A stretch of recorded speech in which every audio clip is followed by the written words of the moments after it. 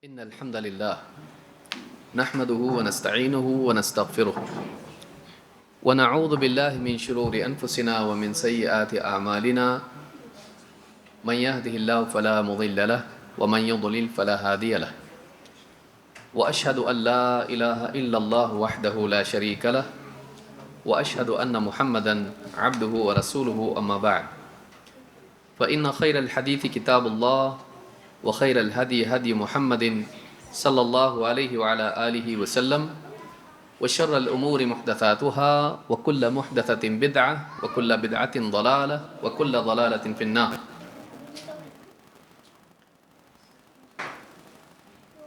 قال الله تبارك وتعالى قل إنما أنا بشر مثلكم يوحى إلي أنما إلهكم إله واحد فمن كان يرجو لقاء ربه فليعمل عملا صالحا ولا يشرك بعبادة ربه أحدا. قابل احترام فضیلۃ الشیخ یاسر الجابری المدنی حفظہ اللہ، مجلس میں موجود میرے محترم دینی بھائیوں، نوجوان ساتھیوں اور قابل احترام ماں بہنوں، یہ ہم لوگوں کے لیے ایک خوشی کا مقام ہے کہ ہماری اس بزم میں، اس مجلس میں عالمی سطح پر دعوتی کام، دعوتی محنت انجام دینے والی شخصیت، عقیدہ، منہج، اخلاق، تزکیہ نفس سے متعلق جتنے بھی عناوین ہیں، تقریباً عناوین پر جن کے خطابات موجود ہیں، اور ایک دنیا آپ کے خطابات سے، دروس سے مستفید ہوتی ہے،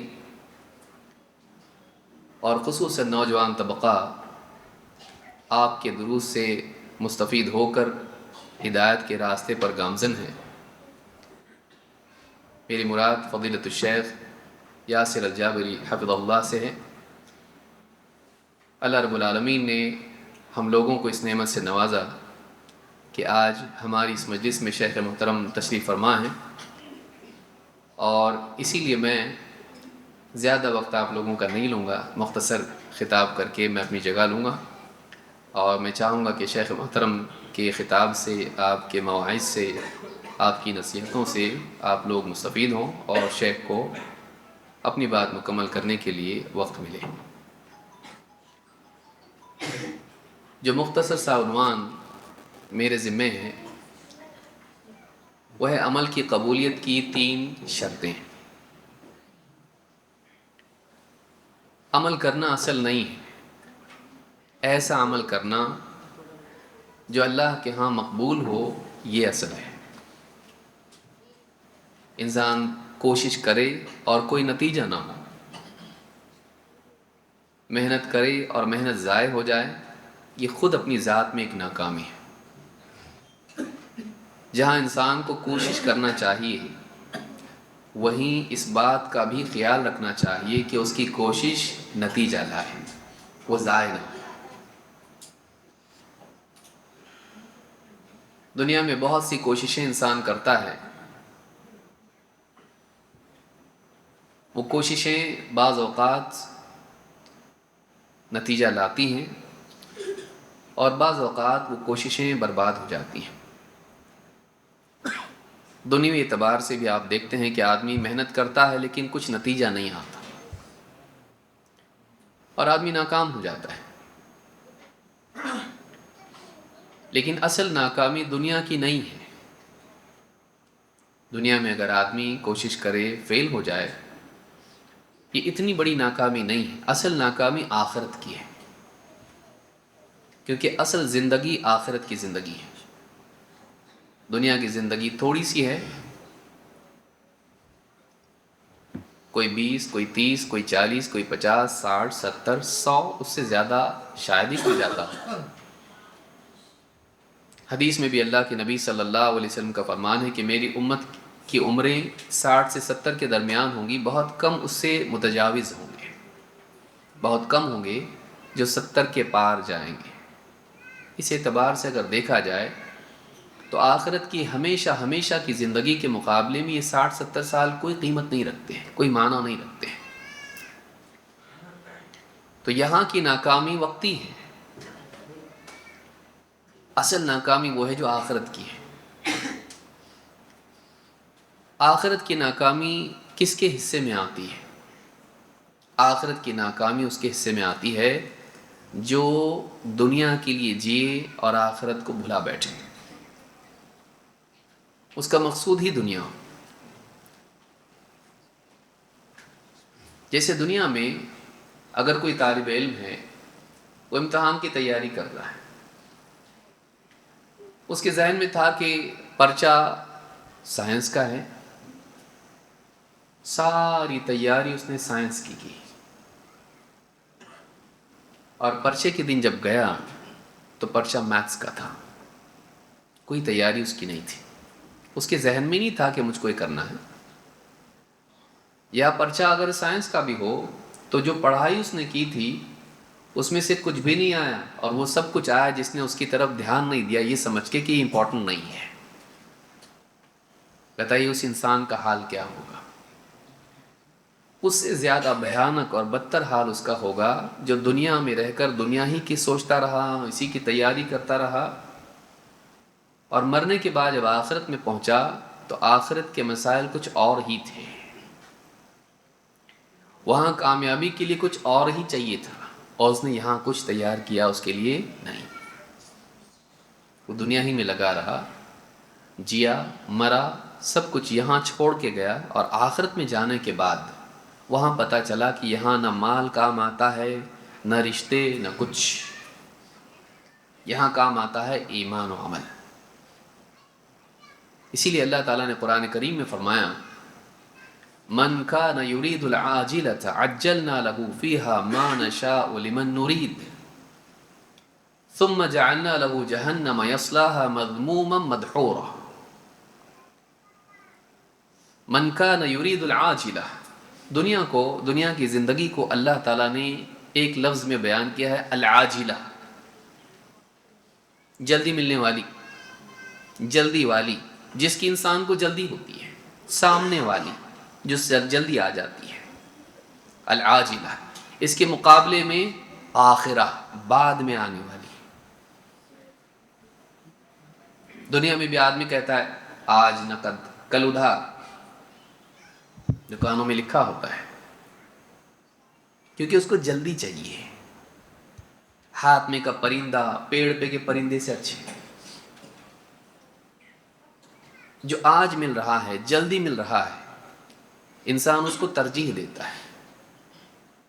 بل تؤثرون الحیات الدنیا والآخرۃ خیر وابقی، بلکہ تم دنیا کی زندگی کو ترجیح دیتے ہو، زیادہ اہمیت دیتے ہو، زیادہ چاہتے ہو، جبکہ آخرت زیادہ بہتر ہے، زیادہ باقی رہنے والی ہے۔ من کان یرید العاجلہ، جس کا ارادہ عاجلہ کو پانے کا، جس کا مقصود ہی دنیا کی زندگی ہو، یہاں پیسہ آ جائے، یہاں کی شہرت مل جائے، اچھا گھر ہو، اچھا جاب ہو، اچھے لباس ہو، زیورات ہوں، شہرت ہو، ٹیکنالوجی ہو، دنیا کی زندگی کی ساری رونق اس کے پاس ہو۔ من کان یرید العاجلۃ، اس کے ساتھ اللہ کا معاملہ کیا ہے؟ عجلنا له فیہا ما نشاء لمن نرید، ہم جلدی دے بھی دیتے ہیں، جو جلدی والی چاہتا ہے جلدی دے بھی دیتے ہیں، کس کو؟ جس کو ہم چاہتے ہیں، لمن نرید، کیا دیتے ہیں؟ ما نشاء، جو ہم چاہتے ہیں۔ سوچیں، دنیا کے لیے جینے والا اس کو سب نہیں ملتا ہے، ملتا وہی جو اللہ چاہتا ہے۔ عجلنا لہو، اس کو جلدی جلدی ہم دے دیتے ہیں، ما نشاء، جو ہم چاہتے ہیں وہ دیتے ہیں، جو وہ چاہ رہا وہ نہیں ملتا۔ وہ بہت کچھ چاہتا ہے، چاہنے سے تھوڑی نہ مل جاتا، بلکہ دنیا کی کوشش کر کے بھی نہیں ملتا ہے۔ کتنے پڑھے لکھے بے جاب ہیں، کتنے بی کام بے کام ہیں، نہیں ملتا یہاں پہ، سالوں سال محنت کرتے ہیں تجارت کی، نہیں مل پاتا ہے، لاسز ہو جاتے ہیں، ساری تجارت ختم ہو جاتی ہے۔ کوشش کرتا ہے انسان، چاہت ہوتی کہ مل جائے، لیکن ملتا وہی ہے عجلنا لہو فیہا ما نشاء، ہم جو چاہتے ہیں وہ دیتے ہیں۔ آخر میں اللہ ہی کی چاہت پوری ہوگی، بندے کی نہیں۔ کتنا بھی چاہے، اللہ جو چاہے گا وہی ہوگا۔ لمن نرید، اور سب کو بھی نہیں ملتا،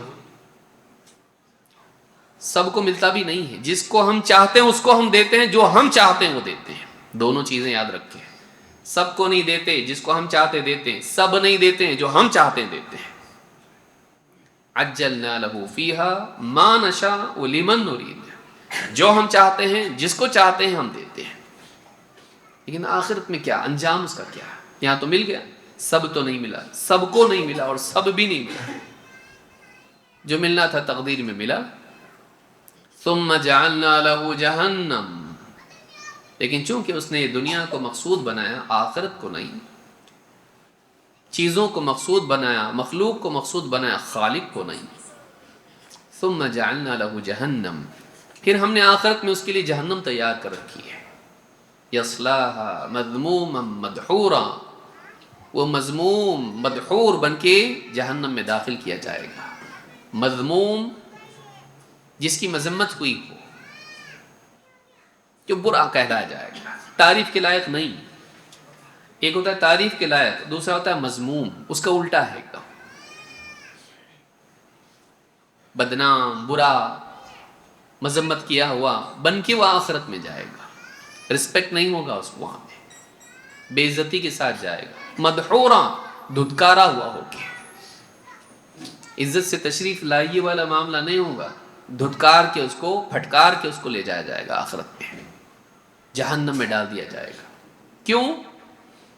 تیرا آخرت سے کیا لینا دینا؟ تیرا مقصود ہی تھا نہیں آخرت، تجھ کو کیوں ملے آخرت؟ تو دنیا کی زندگی چاہتا تھا، تو دنیا کی عزت چاہتا تھا، آخرت کی عزت کیوں ملے تجھ کو؟ تو دنیا کی نعمتوں کے لیے جیا، آخرت کی نعمت کیوں ملے تجھ کو؟ تو دنیا کی کامیابی کے لیے اپنی ساری صلاحیتیں تو نے برباد کر دی، آخرت کی کامیابی کیوں چاہیے تجھ کو؟ تیرا مقصود یہ تھا ہی نہیں تو ملے کیوں تجھ کو؟ جس کا عاجلہ مقصود ہو، اس کو دنیا میں عاجلہ میں بھی تھوڑا موڑا مل جاتا ہے، سب نہیں ملتا ہے۔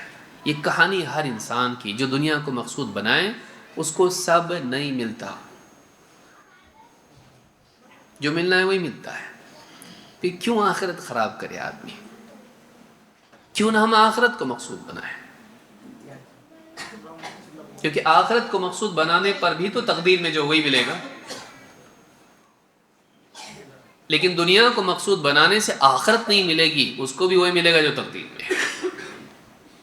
تو یہ لاس میں ہے، ملنا دونوں کو وہی ہے جو ان کی تقدیر میں ہے دنیا میں۔ چاہے کتنا بھی ہاتھ پاؤ مار لو، اللہ جو چاہے گا دے گا، جس کو چاہے گا دے گا۔ دونوں کا حال یہ ہے، چاہے مومن ہو کافر ہو، چاہے آخرت کے لیے جینے والا ہو یا دنیا کے لیے جینے والا ہو، ملنا تو وہی جو اللہ چاہے، اللہ دینا چاہے۔ لیکن دونوں میں فرق نمایاں یہ ہے کہ اس نے دنیا کو مقصود بنایا، اس لیے آخرت سے محروم ہو گیا۔ اس نے آخرت کو مقصود بنایا تو اس کو آخرت بھی ملے گی، دنیا میں بھی وہی ملے گا جو اللہ چاہے گا اس کو۔ لیکن دونوں میں بین فرق یہ ہے کہ وقتی زندگی دنیا کی، اس میں جو کچھ ملنا تھا ملا، آخرت میں زیرو، ذلت کے ساتھ دھتکارا بنا کر اس کو دھتکار کے جہنم میں پہنچایا جائے گا۔ یہ اس آدمی کا حال ہے جس نے دنیا کو مقصود بنایا، لیکن آخرت کو مقصود بنانے والے کا حال کیا ہے؟ اور یہی آج کے ہمارے عنوان میں باتیں ہیں، تین باتیں ہیں، اور اس آیت میں بھی اللہ نے تینوں کو جمع کیا ہے۔ وَمَنْ أَرَادَ الْآخِرَةَ، اب دوسرے کا حال بیان کیا جا رہا ہے۔ ایک وہ جو عاجلہ چاہتا تھا، دوسرا وہ جس کا ارادہ آخرت کا ہو۔ وَمَنْ أَرَادَ الْآخِرَةَ وَسَعَى لَهَا سَعْيَهَا وَهُوَ مُؤْمِنٌ فَأُولَئِكَ كَانَ سَعْيُهُمْ مَشْكُورًا۔ تین بات اس میں اللہ نے بیان کی ہے، اس کو نوٹ کریں۔ یہ سورہ بنی اسرائیل کی آیتیں ہیں دونوں بھی۔ وَمَنْ أَرَادَ الْآخِرَةَ، وَسَعَى لَهَا سَعْيَهَا وَهُوَ مُؤْمِنٌ. کتنی چیزیں ہوئی؟ 3. وَمَنْ أَرَادَ الْآخِرَةَ، جس نے آخرت کو اپنا مقصود بنایا، جس نے آخرت کا ارادہ کیا، جو آخرت کی کامیابی چاہتا ہے. نمبر 1 وَمَنْ أَرَادَ الْآخِرَةَ. نمبر 2 وَسَعَى لَهَا سَعْيَهَا، اور اس نے آخرت کے لیے آخرت کی کوشش کی. نمبر 3 وَهُوَ مُؤْمِن، ہاں وہ ایمان والا بھی ہو. ایمان ہی نہیں تو فائدہ کیا؟ نیکیاں مقبول نہیں. ایمان شرط ہے عمل کی قبولیت کے لیے، بنیادی. تو جس نے آخرت کو اپنا مقصود بنایا، آخرت کے لیے عمل کیے. 2 وہ عمل کیے جو آخرت میں کامیاب کراتے ہیں. اور 3 اس کے پاس ایمان بھی تھا. فَأُولَئِكَ كَانَ سَعْيُهُمْ مَشْكُورًا، یہی وہ لوگ ہیں جن کی کوششیں اللہ کے ہاں مقبول ہوں گی، ان کے ایفرٹس ویسٹ نہیں ہوں گے، وہ کامیاب ہوں گے اپنی کوششوں میں. تو معلومات 3 چیزیں ہیں جو بنیادی طور پر عمل کی کوششوں کی قبولیت کے لیے ہیں. نمبر 1 آخرت کو مقصود بنانا، دنیا کو نہیں. نماز پڑھ رہا ہوں دنیا میں عزت مل جائے، صدقہ دے رہا ہوں لوگ غلام بن جائیں،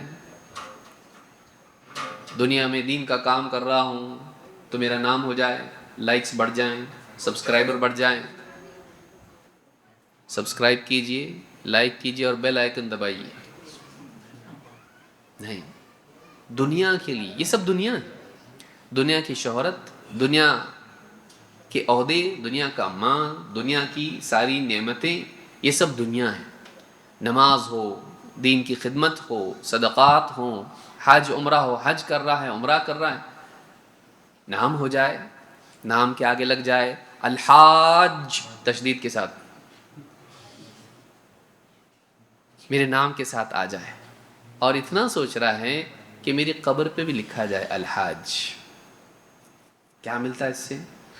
لیکن ایک چاہت ہوتی انسان کی کہ میرا نام روشن ہو، میرا نام لمبا ہو. اتنا چھوٹا سا نام ہے میرا، جمن میاں. ہاں، الحاج جمن میاں. آگے کوئی چاہنے والا حافظہ اللہ بھی لگا دے. آدمی چاہتا ہے اس کا نام، اور بدقسمتی یہ کہ مرنے کے بعد بھی چاہتا ہے کہ شہرت ملے اس کو. انسان کی تمنا اس کی موت کے پار جاتی ہے.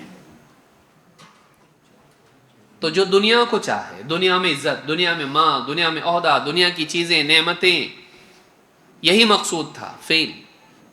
آخرت کو مقصود بنایا اس نے کہ میں نماز پڑھ رہا ہوں اللہ جنت عطا فرمائے، میں صدقہ دے رہا ہوں کل کو میں اس صدقے کے سائے میں رہوں، میں حج کر رہا ہوں اللہ میرے گناہوں کو معاف کر کے ویسا بنا دے جیسے ماں کے پیٹ سے پیدا ہوا، تاکہ میں آخرت میں جہنم سے بچوں. میں دین کی خدمت کر رہا ہوں تاکہ میرے ذریعے ہدایت ملے اور اس ہدایت کا ثواب بھرپور مجھے آخرت میں ملے. آخرت میں ملے، عبادات کے ذریعے سے وہ آخرت کی کامیابی چاہتا ہے. ضمناً اللہ دنیا میں دیتا ہے، مقصود وہ نہیں ہے.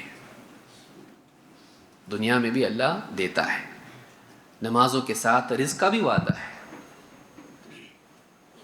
لیکن رزق مقصود نہیں بنایا جائے گا نماز پڑھے تاکہ رزق ملے، نہیں. اللہ راضی ہو، آخرت میں کامیابی ہو. قیامت کے دن سب سے پہلا سوال نماز کے بارے میں. ضمناً اللہ دے دے، اللہ ہی سے مانگیں گے، مخلوق سے نہیں. مخلوق سے نہیں چاہیں گے، اور مخلوق مطلوب نہیں بنائیں گے اپنا. تو نمبر 1 آخرت والا عمل آخرت کے لیے کرنا. دینی عمل چاہے عبادات ہوں، اخلاق ہوں، یا کوئی بھی عمل ہو، وہ اللہ کے لیے کرنا، آخرت کی کامیابی کے لیے کرنا. نمبر 1 آخرت کو مقصود بنانا، دنیا کو نہیں. دنیا میں کام کاج کرنا ہے، یہاں کی کامیابی حاصل کرنے کے لیے کوشش کرنا ہے، پڑھ لکھ کے اچھا جاب سے لے کے اچھی ڈگری، سب کچھ اپنی جگہ ہے، مقصود نہیں ہے. یہ ہماری زندگی کا مقصد نہیں ہے، یہ ضرورت ہے. مقصد اس سے پار ہے، مقصد اس سے پار ہے. نمبر 2 وَسَعَى لَهَا سَعْيَهَا، آخرت کے لیے آخرت کی کوشش کی، آخرت کے لیے آخرت کی کوشش کی. آپ دیکھیے تالا جو ہوتا ہے، آپ کوشش کر رہے نہیں کھل رہا، بازو والے کو بولتے ذرا تمہاری چابی لاؤ، میرے سے نہیں کھل رہا، کرتے ایسا، وہ کیا بولے گا؟ کیا چاچا مذاق کر رہے کیا؟ آپ کا تالا آپ کی چابی سے کھلتا ہے، وہ جو تالا ہے وہ اسی سے کھلتا ہے، دوسری چابی سے نہیں کھلتا ہو۔ ہر تالے کی ایک چابی ہوتی ہے، اسی سے کھلتا، دوسرے سے نہیں۔ آخرت کی کامیابی کے لیے آخرت ہی کی چابی لگے گی، وہ تالا کامیابی کا کھلنے کے لیے آخرت ہی کی چابی لگے گی۔ وہ کون سی چابی ہے جو آخرت میں کامیاب کراتی ہے؟ وہ محمد رسول اللہ صلی اللہ علیہ وسلم کا طریقہ ہے، وہ دین اسلام ہے۔ اس کے بغیر آخرت میں کامیابی نہیں ملتی۔ آپ کوئی بھی راستے پہ چل کے آپ منزل پہ پہنچ جاتے نہیں۔ آپ کو بمبئی جانا ہے، ایکسپریس یہاں ہائی وے جانا پڑے گا آپ کو بنگلور جانا ہے، آپ کو دوسرا راستہ پکڑنا پڑے گا۔ جہاں جانا ہے وہ راستہ آپ کو اپنانا پڑے گا۔ دنیا میں تو ایک منزل تک کئی راستے ہوتے ہیں، جنت کے کئی راستے نہیں ہیں۔ اہدنا الصراط المستقیم، ایک ہی راستہ ہے اس کا ایک ہی راستہ ہے، اور وہ راستہ ہے جو محمد الرسول اللہ صلی اللہ علیہ وسلم نے دکھایا ہے۔ تھوڑا آگے آ جائیے تاکہ آنے والوں کے لیے جگہ بنے، ان کے سننے کا آپ کو بھی انشاءاللہ ثواب ملے گا، کیونکہ آپ نے ان کے سننے میں مدد کی۔ تھوڑا سا کھسک کے، اتنی بھی مدد کافی ہے کہ ایک انسان کے لیے جگہ بن جائے اور اس کی زندگی بدل جائے۔ یہ آپ کے تھوڑا سا کھسکنے سے بھی ہو سکتا ہو، پر جگہ پہ مت کھسکیے، ہل کے بعد سب کو آگے آگے چلو، آپ چلو۔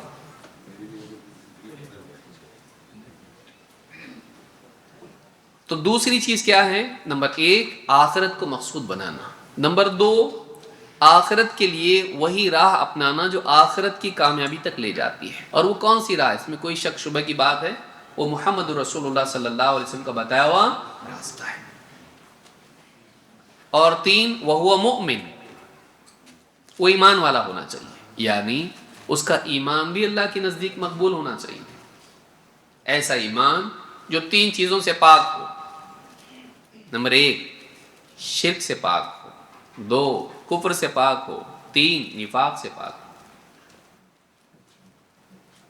وَمَا يُؤْمِنُ أَكْثَرُهُمْ بِاللَّهِ إِلَّا وَهُمْ مُشْرِكُونَ۔ عرب کے لوگوں کے بارے میں کیا کہا اللہ نے؟ وہ اللہ کو مانتے تھے، لیکن کہا کہ ان میں سے اکثر لوگوں کا حال یہ ہے کہ وہ اللہ پر ایمان لانے کے باوجود بھی مشرک کے مشرک ہی ہیں، کچھ ہوا ہی نہیں، کیونکہ شرک ہے۔ جیسے برتن میں نجاست ہو، آپ پانی ڈالو اس میں، وہ نجس کا نجس ہی رہے گا، کیونکہ نجاست ہے اس میں۔ وہ پانی جو ڈالا وہ بھی گندا ہو گیا۔ تو ایمان کے ساتھ شرک کی ملاوٹ اگر ہو جائے تو وہ ایمان مقبول نہیں رہتا ہے۔ ایسا ایمان چاہیے جو شرک سے پاک ہو۔ ایسا ایمان نہیں چاہیے کہ اپنے حساب سے کچھ چیزیں مانتا کچھ نہیں مانتا۔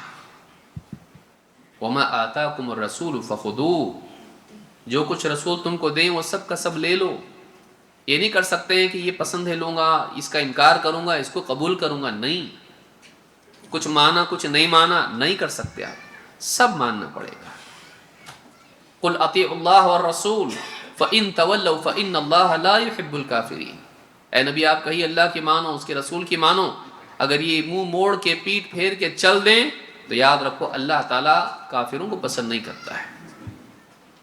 کہ اللہ اور اس کے رسول کی بات ماننے سے انکار کر دے، اللہ اور اس کے رسول کی خبر کو قبول کرنے سے انکار کر دے تو اسلام کے دائرے سے خارج ہو جاتا ہے۔ جانتے بوجھتے جب انکار کر دے کہ اللہ اور اس کے رسول کی بات ہے لیکن میں نہیں مانتا اس لیے کہ مجھے پسند نہیں ہے، مجھے سمجھ میں نہیں آتی ہے، اس میں میرا نقصان ہے، نہیں مانوں گا، میں اسلام سے خارج۔ ایسا ایمان جو کفر و شرک سے پاک ہو، نفاق سے پاک ہو۔ نفاق ظاہر میں تو مانتا ہے لیکن دل میں انکار، سب کے بیچ میں بیٹھا، بھائی مانتے آپ یہ صحیح ہے نا؟ ہاں ہاں قرآن حدیث میں ہے تو صحیح ہے، اندر سے بولا صحیح نہیں ہے، اندر سے بولا میں نہیں مانتا اس کو، لیکن لوگوں کے پریشر کی وجہ سے مان رہا ہوں، کیونکہ سماج میں عزت چلی جائے گی، چوپال میں ماننا پڑے گا، لیکن دل نہیں مان رہا اللہ اس کے رسول کے فیصلے کو، انکار ہے اندر سے، غلط ہے بول رہا دل اس کو، تو زبان سے مان کے بھی فائدہ نہیں، اصل تو دل ہے، دل میں ایمان ہونا چاہیے۔ وَلَمَّا يَدْخُلِ الْإِيمَانُ فِي قُلُوبِكُمْ، دل میں ایمان گئے نہیں ابھی تک، خالی زبان تک ہی ہے بس۔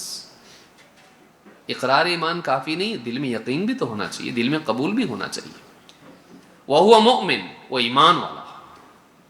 تو آخرت کو مقصود بنانا، نبی صلی اللہ علیہ وسلم کے بتائے ہوئے راستے پر چلنا، اور 3 ایمان والا ہونا، شرک کفر اور نفاق سے پاک ایمان والا، ایسا آدمی آخرت میں کامیاب ہے۔ ایک اور آیت ہے جس میں یہی بات اللہ تعالیٰ نے بیان کی ہے، قل انما انا بشر مثلکم یوحى الی انما الہکم الہ واحد فمن كان يرجو لقاء ربه فليعمل عملا صالحا ولا يشرك بعبادة ربه احدا۔ اور اس آیت میں اللہ تعالیٰ نے اعلان کرنے کے لیے کہا ہے، قل، اے نبی اعلان کر دیجئے، انما انا بشر مثلکم، اے نبی آپ کہیے میں تو بس ایک بشر ہوں تمہاری طرح، تم انسان میں بھی انسان۔ قل انما انا بشر مثلکم یوحى الی، میری طرف اللہ کی طرف سے اس بات کی وحی کی جا رہی ہے، انما الہکم الہ واحد، کہ تمہارا معبود تو بس ایک ہی معبود ہے۔ اللہ نے مجھے پیغام پہنچانے کے لیے بھیجا ہے کہ تمہارا معبود ایک معبود ہے، اس کے سوا کوئی عبادت کے لائق نہیں۔ فمن کان یرجو لقاء ربہ، تو جو اپنے رب کی ملاقات سے کی امید لگائے ہوئے ہیں، اور ایک ترجمہ اس کا یہ ہو سکتا ہے جو اپنے رب کی ملاقات کا ڈر رکھتا ہے۔ علماء نے کہا رجا عربی زبان میں امید اور خوف دونوں کے لیے قرآن کریم میں استعمال ہوتا ہے، کہ جسے ڈر لگا ہوا ہے ایک دن اللہ سے ملنا ہے، یا جسے امید ہے ایک دن اللہ سے ملاقات ہوگی۔ دونوں، امید اور خوف اور رجا دونوں کے لیے استعمال ہوتا ہے۔ جو اپنے رب کی ملاقات کی امید لگائے ہوئے ہے یا اس سے ڈر رہا ہے ملاقات سے کہ جواب دینا اللہ کو، فَلْيَعْمَلْ عَمَلًا صَالِحًا، اس کو یہ کرنا چاہیے کہ وہ نیک عمل کرتا ہے، اپنے اعمال کی اصلاح کرے۔ نیک عمل اپنی عقل سے تو معلوم نہیں پڑے گا، یہ عمل نیک ہے، یہ عمل برا ہے، یہ حلال ہے، یہ حرام ہے، یہ نیکی ہے، یہ گناہ ہے، کیسے معلوم پڑتا ہے؟ شریعت میں، کتاب و سنت سے، نبی صلی اللہ علیہ وسلم کی تعلیمات سے، عقل سے نہیں۔ تو اس کو رجوع کرنا پڑے گا کتاب و سنت کے علم کی طرف، یعنی نبی صلی اللہ علیہ وسلم کی سنت کی طرف، آپ کی تعلیمات اور آپ کی شریعت کی طرف۔ تو نمبر 1 جو اللہ سے ملنے کی امید لگائے ہوئے ہے اس کو کیا کرنا چاہیے؟ نمبر 1 وہ صحیح غلط کی تفریق کے لیے کتاب و سنت کی طرف رجوع کرے، نبی صلی اللہ علیہ وسلم کی تعلیمات کی طرف رجوع کرے۔ کامیابی کے لیے پہلی سیڑھی ہے۔ صحیح غلط معلوم ہی نہیں تو پھر زندگی بھر کرتا معلوم پڑا غلط ہے، تو کتنا بڑا نقصان ہے۔ پہلا کام اس کو یہ کرنا پڑے گا کہ وہ معلوم کرے صحیح غلط کیا ہے، اور پھر صحیح کو اختیار کرے، غلط کو چھوڑے۔ فَلْيَعْمَلْ عَمَلًا صَالِحًا، وہ عمل کرے تو اچھا عمل کرے، اس کے اعمال کی اصلاح کرے، سنت کے مطابق عمل کرے۔ نمبر 1، وَلَا يُشْرِكْ بِعِبَادَةِ رَبِّهِ أَحَدًا، اور اپنے رب کی عبادت میں کسی کو شریک نہ کرے۔ علماء نے کہا پہلی چیز اتباع سنت ہے، نیک عمل کرے۔ نیک عمل معلوم کیسے پڑتا؟ لَقَدْ كَانَ لَكُمْ فِي رَسُولِ اللَّهِ أُسْوَةٌ حَسَنَةٌ، تمہارے لیے اس رسول کی زندگی میں بہترین نمونہ موجود ہے۔ یہ نیک عمل ہے جو ہمارے نبی کرے ہیں۔ سنت ایک لفظ میں اگر آپ بیان کریں، سنت کے مطابق عمل ہو اس کا، تو عمل قبول ہوگا۔ نمبر 2، وَلَا يُشْرِكْ بِعِبَادَةِ رَبِّهِ أَحَدًا، اور دوسری بات یہ کہ اپنے رب کی عبادت میں کسی کو بھی شریک نہ کرے۔ علماء نے کہا یہی تو اخلاص ہے، رب کی عبادت میں شریک نہ کرے، نہ بڑا شرک کرے نہ چھوٹا۔ بڑا شرک کیا ہے؟ اللہ کے سوا کسی اور کو معبود مانتا ہے، یہ بڑا شرک ہے۔ چھوٹا شرک یہ ہے معبود تو کسی اور کو نہیں مانتا، لیکن اللہ کی عبادت دوسرے کے لیے کرتا ہے، تعریف ہو، دنیا ملے، عہدہ ملے، دنیا کی چیزیں ملے، تو اللہ کی عبادت ریاکاری کے لیے کرتا ہے، دکھاوے کے لیے کرتا ہے، نام کے لیے کرتا ہے۔ تو یہ بھی کیا ہے؟ یہ بھی مصیبت ہے۔ وَلَا يُشْرِكْ بِعِبَادَةِ رَبِّهِ أَحَدًا، اپنے رب کی عبادت میں کسی کو بھی شریک نہ کرے۔ تو 2 باتیں معلوم ہوئی۔ نمبر 1، جو اللہ سے اچھے حال میں ملنا چاہتا ہے اسے چاہیے کہ وہ نیک عمل کرے جو سنت کے مطابق ہو، صواب ہو، جس کو عربی میں صاد کے ساتھ بولا جاتا ہے، کہ وہ صحیح ہو، ٹھیک ٹھیک عمل ہو سنت کے مطابق۔ دو، اس کا عمل کیا ہو؟ خالص ہو، خالص ہو، اللہ کے لیے ہو، اس میں اخلاص ہو، ریاکاری نہ ہو، وہ کسی اور مقصد سے نہ ہو، وہ اللہ کی رضا کے لیے ہو۔ تو اللہ کی رضا کے لیے اور نبی کے طریقے پر، اور یہی تو کلمے کا حاصل ہے، اشہد ان لا الہ الا اللہ و اشہد ان محمد رسول اللہ۔ یہ جو اقرار ہم کرتے ہیں، اسی کا ایک پہلو اخلاص ہے، دوسرا پہلو اتباع ہے۔ لا الہ الا اللہ، اللہ کے سوا کوئی عبادت کے لائق نہیں۔ کس کی عبادت کرنا؟ کس کے لیے عبادت کرنا؟ اللہ کے لیے۔ اللہ کی عبادت اللہ کے لیے کرنا، اس کا نام اخلاص ہے۔ یہ لا الہ الا اللہ کا تقاضا ہے۔ اب عبادت کرنا چاہ رہا میں، کس کے طریقے پہ کرنا، کیسا کرنا؟ محمد الرسول اللہ۔ اللہ نے عبادت اور زندگی کی ساری باتیں سکھانے کے لیے چنا کس کو؟ محمد صلی اللہ علیہ وسلم۔ آپ نے اپنے قول سے، اپنے عمل سے بتایا کہ اللہ کی عبادت کیسے کرتے ہیں، تو بھی ویسے کر۔ سنت تو لا الہ الا اللہ سے اخلاص معلوم ہوتا ہے، محمد رسول اللہ سے اتباع سنت۔ تو اخلاص نیت اور اتباع سنت، یہ دو بنیادی چیزیں ہیں جن کے بغیر عمل قبول نہیں ہوتا ہے۔ جیسے پرندہ ہوتا ہے جس کے دو پر ہوتے ہیں، ایک پر رہا تو اڑتا، دونوں پر ہونا چاہیے۔ یہ دونوں پروں کی طرح ہے، تب عمل جو ہے اوپر جاتا، نہیں تو نہیں، نیچے ہی رہتا ہو، قبول نہیں ہوتا۔ اور ان دونوں کے ساتھ ایک بڑی شرط کیا ہے؟ ایمان ہونا چاہیے، عقیدہ صحیح ہونا چاہیے۔ اسی لیے عبداللہ ابن عمر رضی اللہ تعالیٰ عنہ نے کہا تھا، جب ان کے پاس دو تابعی گئے اور کہا ہمارے یہاں کچھ ایسے لوگ ہیں جو قرآن پڑھتے ہیں، علم کی گہرائی میں ڈیپ جاتے، لیکن وہ کیا بولتے؟ اللہ قدر، تقدیر وقدیر کچھ نہیں رہتی، ایسے بولے۔ وَأَنَّ الْأَمْرَ أُنُفٌ، چیزیں یوں ہی ہو جاتی ہیں۔ علماء نے کہا مراد یہ انفن سے کہ اللہ کا علم سابق نہیں ہے، پہلے سے اللہ کو نہیں معلوم، نعوذ باللہ۔ تو یہ جو چیزیں ہیں کاز اینڈ ایفیکٹ، بس تقدیر نہیں۔ تو ابن عمر رضی اللہ تعالیٰ نے کہا جب تم ان سے ملو، ان سے کہنا عبداللہ ابن عمر ان سے بری ہے، میرا ان سے کوئی رشتہ نہیں، لینا دینا نہیں، میں بیزار ہوں ایسے لوگوں سے، اور ذات کی قسم جس کے ہاتھ میں میری جان ہے، اگر وہ احد پہاڑ کے برابر سونا بھی خرچ کر دیں اللہ قبول نہیں کرے گا جب تک کہ وہ تقدیر پر ایمان نہ لائے۔ معلوم ہے کہ عقیدہ اگر صحیح نہیں ہو، کفریہ عقیدہ کسی کا ہو، کفریہ عقیدہ ہو، شرکیہ عقیدہ ہو، ایسا خلل ہو جو اسلام سے نکال دیتا ہو، تو ایسا آدمی کتنی بھی نیکیاں کرے، احد پہاڑ کے برابر سونا بھی خرچ کر دے، قبول ہوگا نہیں۔ تو عقیدہ بھی صحیح ہونا چاہیے، صرف اخلاص بھی کافی نہیں ہے۔ آدمی اللہ کے لیے عمل کر رہا لیکن تقدیر کو نہیں مان رہا نا، وہ بھی صحیح ہونا چاہیے۔ آخرت کو نہیں مان رہا، اللہ رسول کو نہیں مان رہا، رسول کی بات کو نہیں مان، پورا عقیدہ صحیح ہونا چاہیے اس کا، اور اخلاص بھی ہونا چاہیے، اور سنت کی اتباع بھی ہونا چاہیے۔ تو یہ تین شرطیں ہیں جن کے پورا کیے بغیر عمل قبول ہوتا نہیں۔ اللہ رب العالمین سے دعا ہے کہ ہم سب کو اخلاص کے ساتھ، اتباع کے ساتھ اور عقائد کی صفائی کے ساتھ میں نیک اعمال کرنے کی توفیق عطا فرمائے۔ میں اب آپ لوگوں کے درمیان زیادہ حائل نہیں ہوں گا، میں فضیلۃ الشیخ یاسر الجابری المدنی حفظ اللہ سے گزارش کروں گا کہ آپ ہم لوگوں کو اپنے مواعظ حسنہ سے مستفید فرمائیں، اور ہم لوگوں کے ایمان کو اللہ کی توفیق سے اللہ تعالی ہم سب کے ایمان کو جلا بخشے۔ اقول ھذا واستغفر اللہ لی ولکم۔